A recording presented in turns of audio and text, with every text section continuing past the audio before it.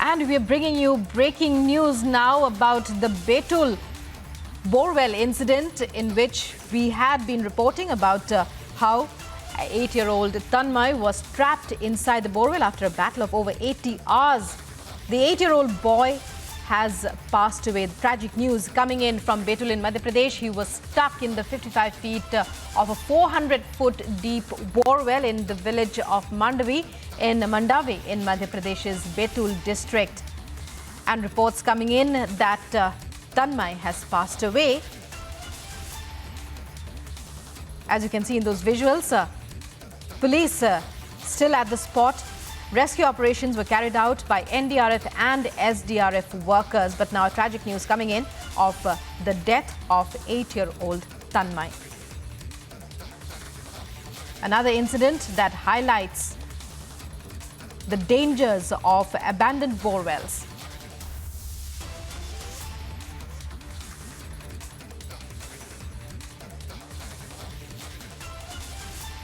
Rescue operations continued for more than 60 hours. However, the tragic news that's coming in is that 8-year-old Tanmay has passed away.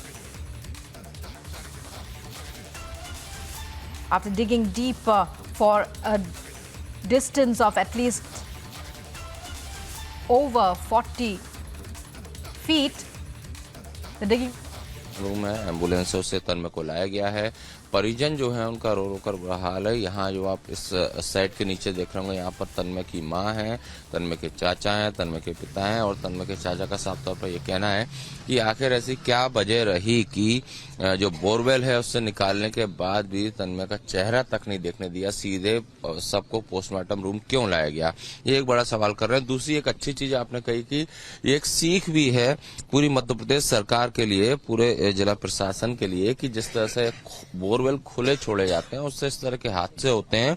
तो अब कम से कम सरकार जागे, प्रशासन जागे और जो लोग बोरवेल कराते हैं वो भी अपनी नैतिक जिम्मेदारी समझें और जो बोरवेल को कवर करके रखा जाए, जिससे कि तन्मय के साथ जो हुआ वो किसी और बच्चे के साथ ना हो। जो दुख तन्मय के परिजन झेल रहे हैं वो किसी और को ना झेलना पड़े। ये तमाम चीजें हैं।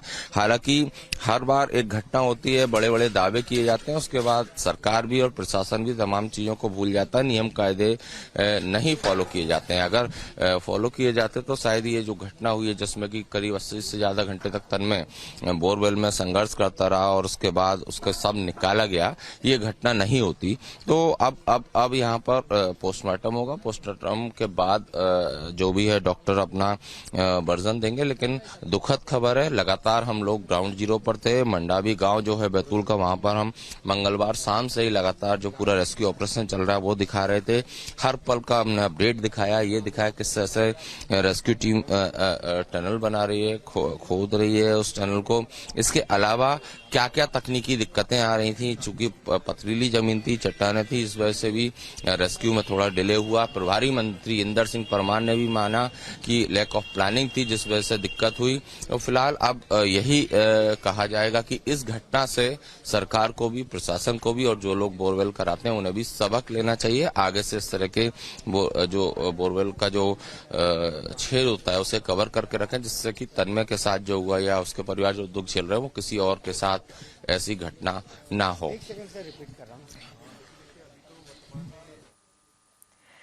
And Satya Vijay bringing us all the latest details of this tragic end.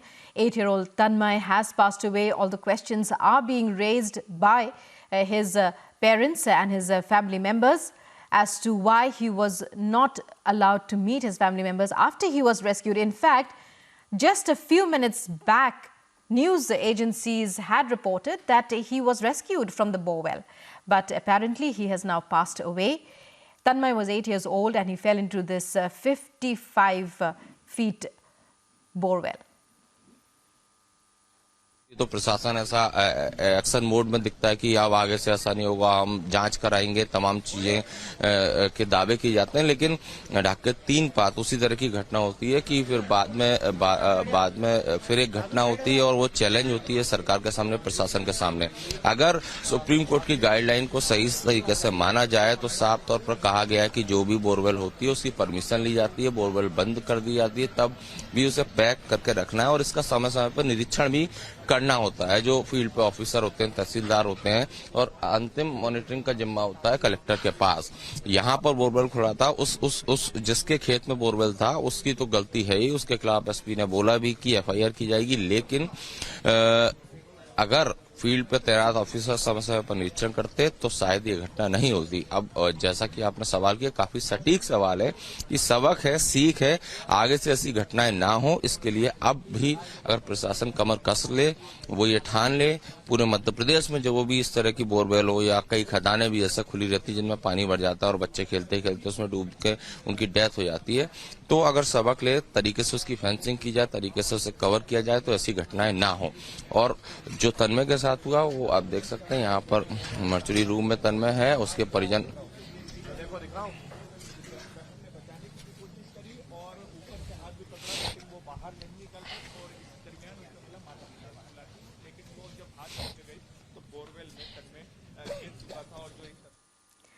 And 8-year-old Tanmay, who fell into a killer borewell, an abandoned borewell in the village of Mandavi in Betul in Madhya Pradesh, has passed away.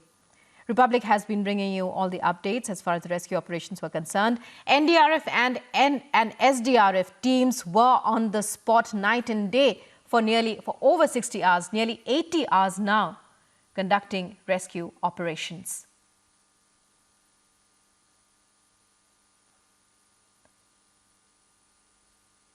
है, उसके बाद उसके parallel एक tunnel बनाते हैं, SDRF NDRF की team आती है, तो कोई नया एक आधुनिक तकनीक कह सकते हैं कि अभी नहीं है, शायद इसीलिए हर बार वही तरीका होता है जिससे इतने घंटे लगते हैं, इतना समय लगता है। जमीन में चट्टाने हैं या नहीं वो अलग इशू है, अपने अपने कहीं पर ऐसा भी होता है यहाँ पर चट्टाने नहीं होती, थोड़े कुछ घंटे पहले खुदाई हो जाती है, लेकिन यहाँ पर चट्टाने थी, तो वही पुराना ट्रेंड चला आ रहा है जिस वजह से कह सकते हैं कि ये रेस्क्यू में भी डिले होता है। कोई नया ऐसा तकनीक अभी फिलहाल मेरे नॉलेज में तो नहीं आया कि कोई और तरीका हो, क्योंकि हर जगह यही होता है, खुदाई की जाती है, गहराई में जब बच्चा गिरता है उसके बाद फिर उसे निकालने के लिए इसी तरह का ऑपरेशन होता है। और ये जो घटना है, हालांकि ऐसी घटनाएं होना ही नहीं चाहिए, प्रशासन को इसके लिए काम करना चाहिए। जो मैंने जैसा कि कहा कि हर एक घटना के बाद तमाम दावे किए जाते हैं, लेकिन फिर सरकार भी, प्रशासन भी, सभी लोग भूल जाते हैं और इसीलिए ऐसे हादसे होते हैं। लेकिन दूसरी तरफ हाँ, जो ये घटनाएं हो रही हैं इनकी रोकथाम, इसके रेस्क्यू के लिए कोई नई तकनीक को भी पर भी विचार होना चाहिए।